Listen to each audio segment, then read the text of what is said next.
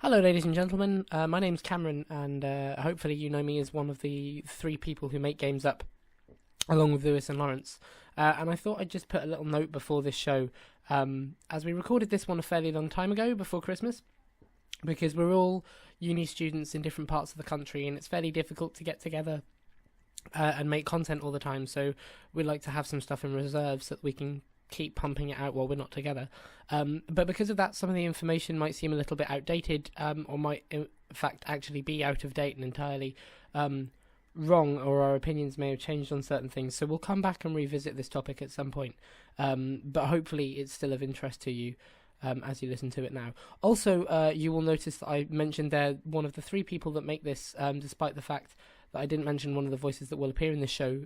Post the recording of this, Peter has decided to leave and move on from Games Up, and so we just wanted to add this at the start to wish him the best of luck in his future endeavours. So I'll stop rambling on and let you listen to the actual show, where no doubt I will then continue to ramble on. Thanks. What's up, everybody? Welcome to the latest episode of Games Up. My name is Cameron McCulloch-Keeble, and I am joined, as ever, by the one and only Mr. Peter Clark. Hello. And that other one and only, that's right, the second one and only. Loitering in the background here. Lawrence Titley. I didn't wait for my introduction. I feel bad. He usually feels bad. So, ladies and gentlemen, you will notice that our usual episodes of Games Up start with the news, but we're not doing the news this time round. We've recorded this a little bit beforehand.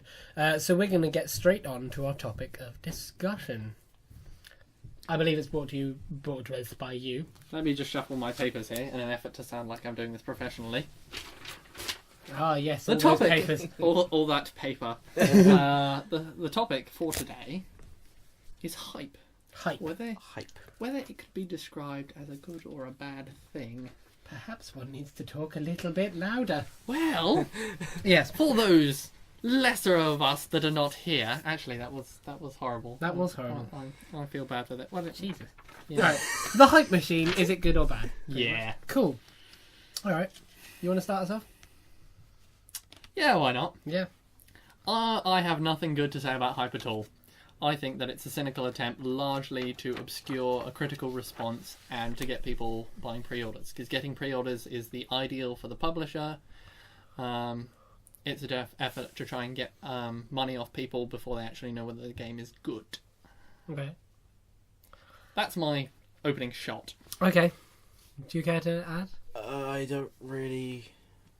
See, my idea of hype is... I don't think... I think it's kind of like if I don't like the game, then I'll probably class it as overhyped because other people are talking about it's the in thing to talk about. Oh, like Titanfall is love, Titanfall is life. You must play this game, and then. So it's more of an annoyance. Yeah. Yeah, I to suppose me it is. I'm just being a curmudgeon. Do you want to describe what you actually mean by hype?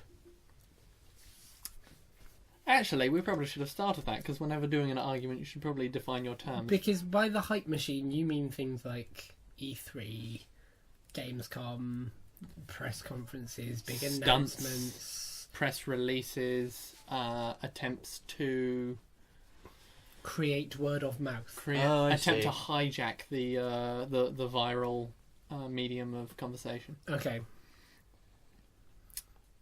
Largely publicity carried to excess, but that excess is subjective, so that's what makes it first difficult. See, in that case, I have to disagree with you, because I think E3 is an awesome place for the games. E3 and Gamescom is an awesome place for the games industry to reveal and to show off its latest. It's like a film festival for us. Yeah. Because it so much gets... Like, if it was something... I kind of get annoyed. They've been revealing the Halo Master Chief Collection for about 4 months now. And they've done this thing where they've revealed a new map every month. And that's kind of overhyped to me. Because that's like saying this 2% of the game is... Bah! Wow, look at it! Yeah. But when they revealed the Halo Master Chief Collection originally, they went, look, there's 4 huge games here on one disc, and that's... And his helmet. Hype for me. Like, I think it's about how you use these things, and I'd say that in most cases, E3 and Gamescom and the hype machine is used by most games well. Okay, right. I'm going to bring this back to the whole thing of buying. It's about getting people to buy games before they're released. Uh-huh. So, it's all about honesty, really. Right? If hype is honest, I don't have a problem with that, because the entire cynical part of the argument drops out of the bottom. Is hype ever honest? Sometimes it is. Do you have an example? I would differentiate between, say, an E3 video that showed a cinematic advertisement and a pure gameplay advertisement. I mean, yes, there is still a little... there's a lot to be said about this, because one of the best examples of hype, tortured hype, was the Aliens Colonial Marines, whereby they did show an opening video, but it had nothing, the actual demo, the thing that they showed at E3, had no connection to the actual game. I mean, no connection is probably a bit broad, but huge sections were missed out in the end game that what were in the reveal. In the reveal. That I would give an example of the kind of dishonesty that is made to con people out of their money. That Like me when I bought Aliens Colonial Marines. That I have to agree with you, but I would argue that Aliens Colonial Marines is the exception to the rule. Okay. But to me, E3 and Gamescom and reveal trailers are done to show off advancements and done to show off progress and improvements. Because if you say to people, hey, we've got Assassin's Creed 4 coming out in October... Couldn't they have just have easily done that with honest gameplay? Or like showing a gameplay demo. Or Surely, if there is something, if there is a great advancement, like I'll give you another example. Watch Dogs. The E3 reveal was revealed to be at a much higher graphical fidelity than what we would end up playing. Yes. And that was supposed to be real gameplay. And yet there was still an element of dishonesty. But the graphics were still, there was still a huge graphical leap. That's an example where the dishonesty hurts the game industry along with just being dishonest. Yeah, I see what you mean. I do see what you mean there. That's a fair point. Yeah. I'd argue, again, those are exceptions to prove the rule that in most cases the hype machine is there to excite. You're right, it's there to capitalise on excitement and create pre-orders, but at the end of the day, this is an industry. At the end of the day, nothing is made without the intention of selling it. So I think the takeaway, the positive takeaway, the optimistic takeaway is that what happens in E3s and Gamescoms and reveals and fancy trailers and bullshit hype machine, as you'd say it, is that people get excited for games. And I think at the end of the day there's nothing evil about that, because it's no different than years ago when games used to get revealed in magazines. People would still rush out to the magazine shop, I guess, to the newsagents to pick up the magazine to find out what the game was, and then it went onto the internet and now it's got bigger. It's just a case of the hype machine as the games industry becomes more mainstream, the hype machine becomes something that's a lot more important, and it's just a case of it expanding with the mainstreaminess, I guess. My problem is not, as I think I've gradually thrashed my way to this position, my problem is not with publicity, because advertisement, as in your face as it gets, is not intrinsically evil. I mean, it can get annoying when you're seeing a poster of GTA 5 on every wall and corner, but fortunately we don't have that problem so much where I live. No, I was going to say, we saw them in Birmingham. We saw them probably 2 and a bit weeks beforehand on every bus, but by that point it was so close that it was just fueling excitement. Or at least for somebody who knew they were getting GTA on release day and was very excited about it, it might have been irksome to somebody who was like, "Urgh." I mean, I don't. Yeah, the publicity doesn't annoy me. The only thing that annoys me is the dishonesty. But I would argue that dishonesty is far more commonplace than in the games industry than you might think. I don't know. We'd have to go through with a list. Really. Yeah. This is a statistical argument. I think at the end of the... See, but then that's not even real. I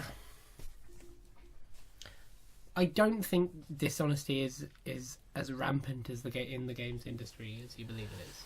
I think it's there, and I think it's there in an evil way. Do you remember when Unity that was supposed to be that female character, only it turns out that she wasn't the protagonist? Yes. No, but that was But that was. I thought months after Eloise they'd was meant to revealed be the antagonist. No, that was months after they'd revealed it. But it was a campaign of misinformation. Yes, Yeah, but it was there to try and do. It was stupid, but it was there to try and do damage control after the no female assassins, which was arguably more honest and received badly. What? So you're saying that the people turned to an attempt of disinformation when their honesty turns out to be unpalatable? No. There's no two ways around that. What they did, they're trying to put out a trailer that was like, "Oh, hey, look, there are females in this game after all." Was stupid. They should have just done honest damage control. But I don't know that was. No, I see what you mean, but I don't think that feeds into the hype machine in the same way as an announcement trailer is a different thing from a trailer. And I think an announcement trailer feeds into the hype machine differently than just, hey, look, here's the bad guy does. I don't really have any points that I haven't already made. I'm afraid this is one of those. Agree to disagree and get out of my house. Yeah. All right. Well, fair enough. That was the topic. So shall we... I believe you're also bringing us the indie game. I am. There you go. I finally got my way around to playing an indie game. Cool. Just about passed as an indie game. Tell us about it. Ours. Yes. Sadly, this is one that you should look into, but it's not a new development, as it were. This is to stuff like Minecraft what Half-Life was to every shooter to the present day. Maybe that's a bit bold. Valve game, every slightly horror-y. Yeah, something like that. Point made. Yeah. This is Dwarf Fortress. I feel like it did have some kind of evil theme there. Imagine, set yourself on a plane. You have just arrived with your wagon of goods and a handful of dwarves. Trusty creatures, but kind of a bit stupid. And why you're using a wagon in the time of planes is beyond anyone, but... Makes no sense. These dwarves, they're reliable, but they're very stupid, and they have 100 ways to die. And that is the thrust of the entire game. Your purpose is to make a dwarf fortress that is sustainable, that you can live and survive in the face of 101 perils that want to kill you.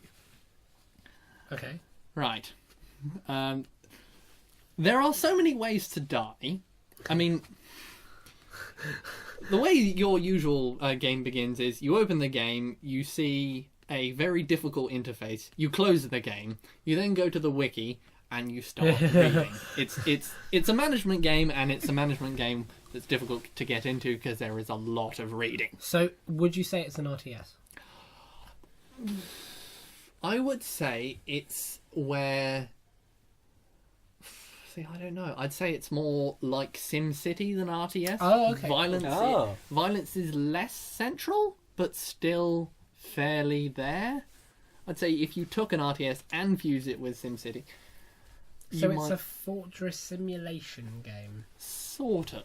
Okay. Yes, I suppose it's like it's like Minecraft, but with 50 people. Okay. Alright, I see what you mean. Anyway, you can't directly control your dwarves, you give them tasks, and they will carry out the task in the order of who's been assigned to do what. So your control is tenuous at best, and this really shows. Basically, you'll go to the Wikipedia and you'll discover one of the loveliest little communities there are. Right. Yes, it's one of those games with a very strong community and a very strong jargon, Right. which we will soon get to learn. My advice, if you were picking it up, is to find a tile set, because the current tile set is absolutely pants on head retarded. And they have this philosophy about losing. Losing is fun. Losing is the best way to learn. So they don't refer to it as losing, they refer to it as fun. So every time you see fun in the wiki, you'll find a horrible way to die. Lovely. So what's it available on? It is available on Windows, Mac, and Linux. It's a full It's a good old multi-pack. It's a good old PC game. Yes, it is a PC game all the way to the core, as in bugs are gameplay, as in you're going to have to fiddle with it until it works, as in you need a certain determination to actually play the game. So it's one for the determined. Yeah. yes, Cool. Anything else you wish to say about it? not you're really. Defending your fortress from goblins. Yes, at the moment I've got this lovely little setup. I thought I could, with a small army, defend my little fortress.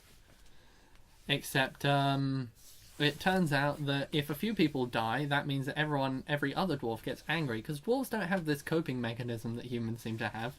And so they start killing each other, and all of a sudden you've got this huge anarchic spiral with goblins bashing down your door and everyone dies. See, if we were in the old studio, what I would have done at this point is begun to fade you down very fine. I have a lot to say on the game because there's a lot to say about, so I shall be as quick as I can. It's a good game. You should definitely play it if you're into RTSs and strategy games. But if you're not, it might be a really bit not heavy. the game for you. Well, there you go, ladies and gentlemen. That is the indie game of the week. And if you do pick it up, tell Lawrence. I'm Yes, sure he'll help you.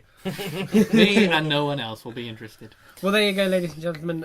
This has been another episode of Games Up. Thank you very much for listening. If you have, I have been joined by Mr. Peter, You have, again. Mr. Much Lawrence, pleasurable. For my sins. Oh, God. and once again, ladies and gentlemen, I have been your host, Cameron McCulloch-Keeble, and we will see you next time. But for this week, the game's up.